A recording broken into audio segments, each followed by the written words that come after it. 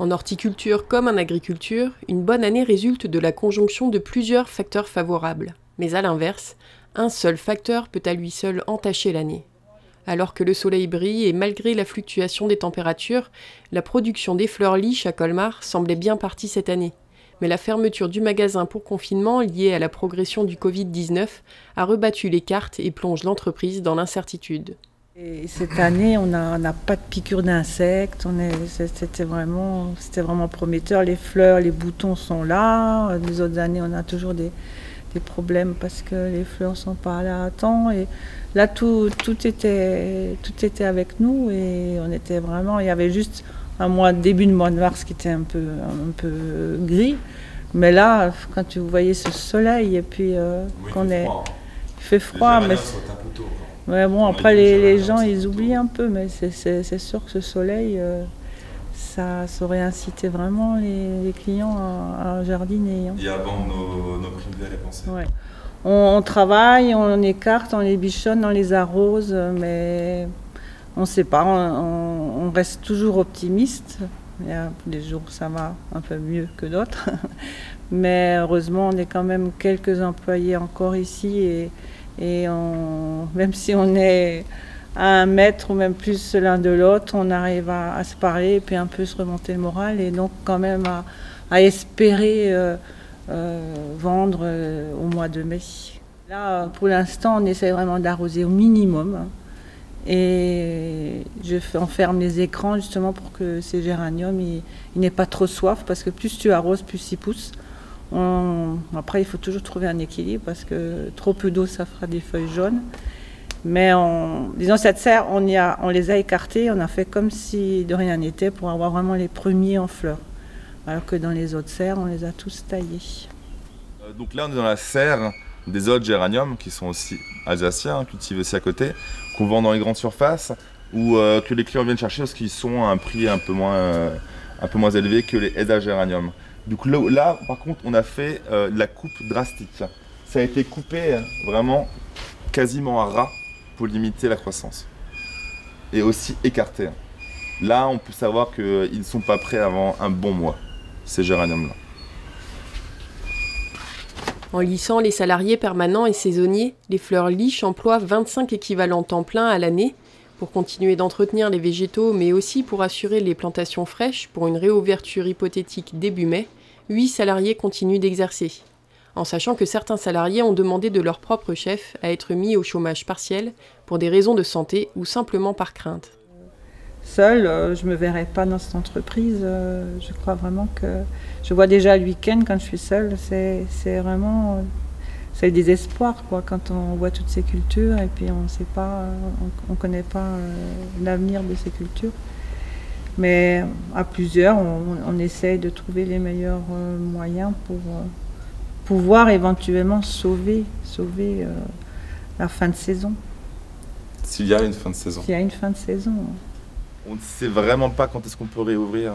On n'a pas vraiment d'informations. On en reçoit un petit peu de notre fédération, mais sinon on a vu un peu à l'aveugle. Donc aujourd'hui, on espère pouvoir réouvrir en début mai. Ce qui nous demande effectivement de devoir conserver une partie de nos produits.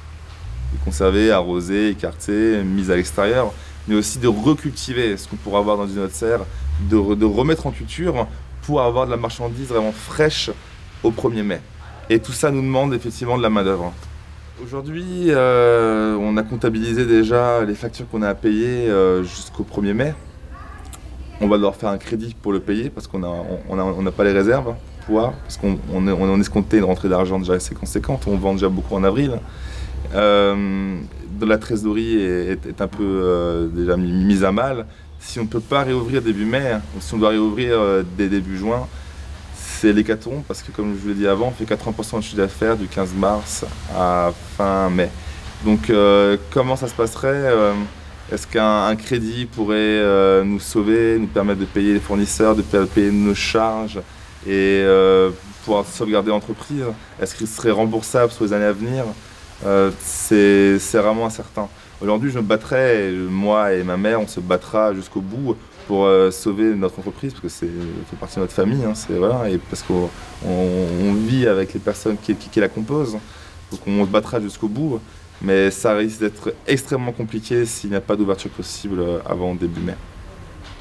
Prime vert, pensée, pâquerettes, œillets sont les cultures les plus impactées par le confinement, mais également des plants de légumes, salades et tomates notamment.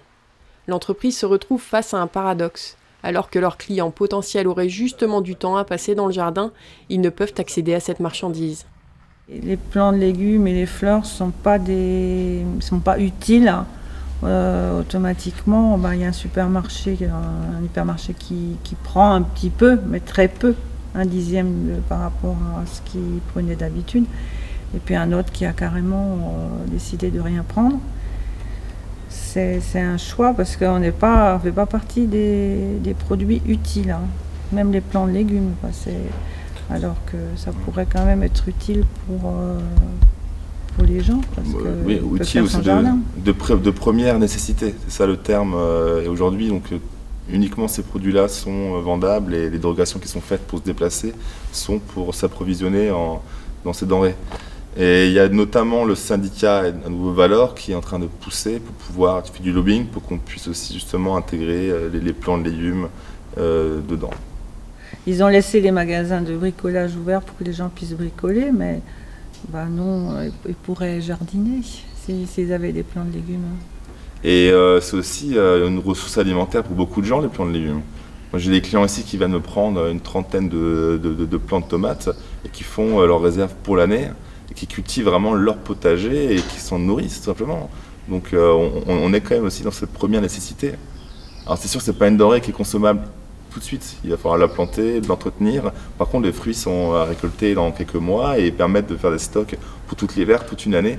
Et on a quand même beaucoup de personnes qui sont dans cette optique-là. C'est pour se nourrir.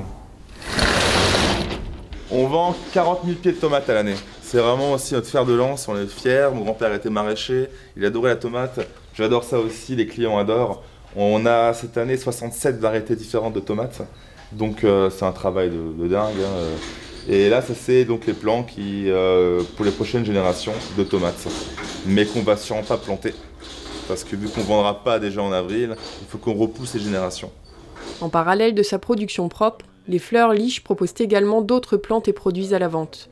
Là encore, il y aura de la perte sèche, au niveau des bulbes, mais aussi des plantes fleuries.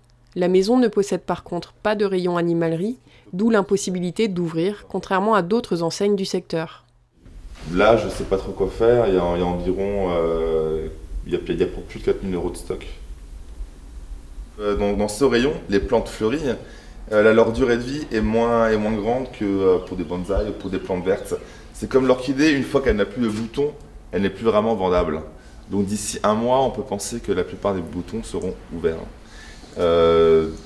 Effectivement, tout ce rayon-là, on a vraiment déjà beaucoup amoindri, on a donné, on va encore donner prochainement à l'hôpital Diaconat et Schweizer le reste de ces plantes fleuries pour que les patients ou les soignants puissent en profiter. Parce qu'elles sont encore magnifiques, effectivement, elles sont prêtes à s'ouvrir, c'est une qualité extra. Mais c'est pas des choses qu'on peut tenir, contrairement aux plantes vertes, on pourra les tenir. Effectivement, le syndicat a fait du lobbying pour que les animaleries continuent d'ouvrir pour vendre du pet food, donc la nourriture pour animaux, croquettes pour chiens, chats. Donc il y a toujours pour moi possibilité effectivement de me faire approvisionner de croquettes chien-chat pendant cette crise et d'ouvrir un rayon. Si vraiment je voulais à tout prix ouvrir mon magasin et essayer de vendre un peu de ma production. Mais je pense que civilement, ce n'était pas la bonne méthode à faire. On a besoin maintenant, effectivement, en tout cas c'est mon avis, hein, purement privé, hein, de suivre ce confinement au plus strict et du coup de limiter les rassemblements. Donc je ne voulais pas m'amuser à ouvrir spécialement un rayon animalerie pour avoir le droit d'ouvrir mon magasin et aussi confronter certains de mes employés ou moi-même à un contact avec la population et une possibilité de propagation du virus.